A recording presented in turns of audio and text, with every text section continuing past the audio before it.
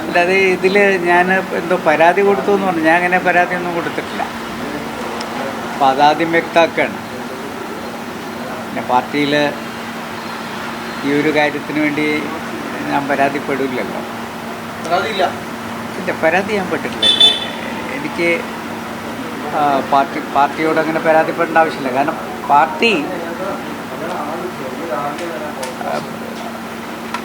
എൻ്റെ പിതാവിനെ പരിഗണിക്കുന്നില്ല എന്നൊന്നും എനിക്ക് പറയാൻ പറ്റില്ലല്ലോ. കാരണം ഈ കേരളത്തിലുടനീളമുള്ള CH സെൻറ്ററുകൾ ഒക്കെ തന്നെ പാർട്ടിയുടെ നിയന്ത്രണത്തിലുള്ളതല്ലേ.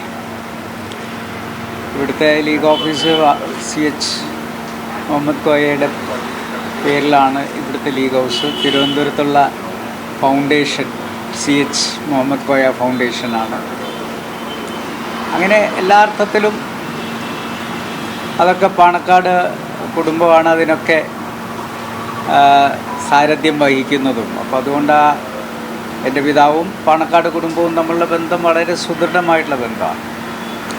അപ്പോൾ അതുകൊണ്ട് എല്ലാ സ്ഥലത്തും പേര് വന്നേ തീരൂ എന്നൊന്നും പറഞ്ഞുകൊണ്ട് എനിക്ക് പരാതിപ്പെടാൻ പറ്റില്ലല്ലോ. അത്രയും പരിഗണന എല്ലാ സ്ഥലത്തും കിട്ടിയിട്ടുണ്ട്. അതൊരു വീഴ്ചയല്ലേ? കാരണം മുസ്ലിം ലീഗിനെ സംബന്ധിച്ച് ഏക മുഖ്യമന്ത്രിയാണ്. അദ്ദേഹം 2 തവണ ലോക്സഭയിലുണ്ടായിരുന്നു. അപ്പോൾ ഒരു ദേശീയ മുഖമായിട്ടുള്ള അദ്ദേഹത്തെ ആ ദേശീയ ഓഫീസിൽ അദ്ദേഹത്തിൻ്റെ പേര് കൂടി അനുസ്മരിക്കപ്പെടേണ്ടതായിരുന്നു എന്നൊരു അഭിപ്രായം പറഞ്ഞാൽ തെറ്റില്ലല്ലോ. അല്ല, ഞാനിപ്പം KT ജലീലിൻ്റെ പറയുന്നത് അദ്ദേഹം ഓർത്തല്ലോ. എൻ്റെ പിതാവിനപ്പോൾ അദ്ദേഹം അപ്പുറത്ത് നിൽക്കുമ്പോഴും ഇപ്പുറത്തുള്ള എൻ്റെ പിതാവിനെ ഓർത്തല്ലോ. അതൊരു വലിയ കാര്യമായിട്ടാണ് ഞാൻ കാണുന്നത്. പക്ഷേ അദ്ദേഹം ലീഗ് പിന്നെ തള്ളിപ്പറഞ്ഞപ്പുറത്ത് പോയതാണ്. പക്ഷേ ഇപ്പോഴും അദ്ദേഹം ലീഗിൻ്റെ നേതാക്കന്മാരെ ആ രീതിയിൽ കാണുന്നു എന്നുള്ളതിലുള്ള സന്തോഷമുണ്ട്. പക്ഷേ ഇത് ഞങ്ങളുടെ പാർട്ടിയുടെ ഒരു അകത്തുള്ള കാര്യമാണല്ലോ. അപ്പോൾ അവിടെ ഞാൻ ചെന്ന് നോക്കിയപ്പം അവിടുത്തെ ഓഡിറ്റോറിയത്തിലൊക്കെ എൻ്റെ പിതാവിൻ്റെ ഫോട്ടോകളൊക്കെ ഉണ്ട്. ഞാൻ കണ്ടു അത്. അന്ന് സക്കീർ ഹുസൈനെ കാണാൻ പോകുമ്പം സേട്ടു സാഹിബിൻ്റെ പാപ്പയുമാണ് പോയിട്ടുള്ളത്. അവർ ആ ഫോട്ടോ അവിടെ ഒരു വെച്ചിട്ടുണ്ട്. പിന്നെ അവിടെ ഹാളിനും ലൈബ്രറിക്കും ഒക്കെ ആ പേരിടണമെന്ന് പറയാനും നിർബന്ധിക്കാനൊന്നും നമുക്ക് പറ്റില്ലല്ലോ.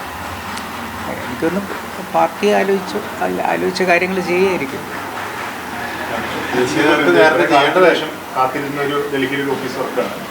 അല്ല, അങ്ങനെ ഡൽഹി എന്ന് പറയുന്നത് അത് ഖായിദെ മില്ലത്തിൻ്റെ പേരിലുള്ള ഒരു, കാരണം ഖായിദെ മില്ലത്താണല്ലോ സത്യത്തിൽ പാർട്ടിയെ ഉണ്ടാക്കുന്നത്. 1948 മാർച്ച് 10 പാർട്ടി ഉണ്ടാകുന്നത്. മാത്രമല്ല കോൺസ്റ്റിറ്റ്യൂവൻ്റ് അസംബ്ലിയിൽ ഖായിദെ മില്ലത്ത് ഉണ്ടായിരുന്നു. അപ്പോൾ ഖായിദെ മില്ലത്തിൻ്റെ പേരിലാണ് അവിടെ ഒരു സ്ഥാപനം വരേണ്ടത്. അത് നമ്മളെല്ലാം ഒരുമിച്ചെടുത്ത തീരുമാനവും അങ്ങനെ നിശ്ചയിച്ചിട്ടുള്ളതാണ്. അപ്പോൾ അവിടുത്തെ പ്രാധാന്യം ഖായിദെ മില്ലത്ത് സെൻറ്ററിനാണ്. അതിനപ്പുറം പിന്നെ മറ്റുള്ള കാര്യങ്ങളൊക്കെ അതേപോലെ തന്നെ പോക്കർ സാഹിബും ആ കാലഘട്ടത്തിൽ ഖായിദെ മില്ലത്ത് ഇസ്മായിൽ സാഹിബിൻ്റെ കൂടെ ഉണ്ടായിരുന്ന ആളാണ്. അപ്പോൾ ആ രീതിയിലൊക്കെ തന്നെ അതിൽ പേര് കൊടുത്ത ആളൊന്നും മോശക്കാരല്ലല്ലോ. അല്ല, പ്രവർത്തകർ എന്ന് പറയുമ്പം എൻ്റെ പിതാവ് എപ്പോഴും പറയാറുള്ളൊരു കാര്യമുണ്ട്. ഈ സ്മാരകങ്ങളെക്കാൾ അദ്ദേഹം ഇഷ്ടപ്പെട്ടിട്ടുള്ളത് ജനഹൃദയങ്ങളിൽ ജീവിക്കുക എന്നുള്ളതായിരുന്നു.